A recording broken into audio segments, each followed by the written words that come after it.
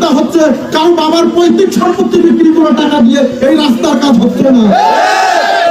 শ্রমিক ট্যাক্স দেয়, সেই ট্যাক্সের টাকা তোমার চাকরি চলে, ট্যাক্স দেয়, সেই ট্যাক্সের টাকা দিয়ে তোমার স্ত্রী সন্তানের ভরণ পোষণ চলে।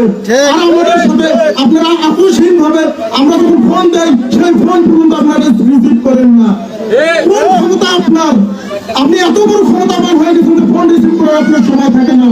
আমাদেরকে যদি শান্তভাবে বলতেন আমি কাজ শুরু করবো 1 দিন 2 দিন, তাহলে আমরা মেনে নিতাম, কিন্তু আপনি ফোন রিসিভ করেন না।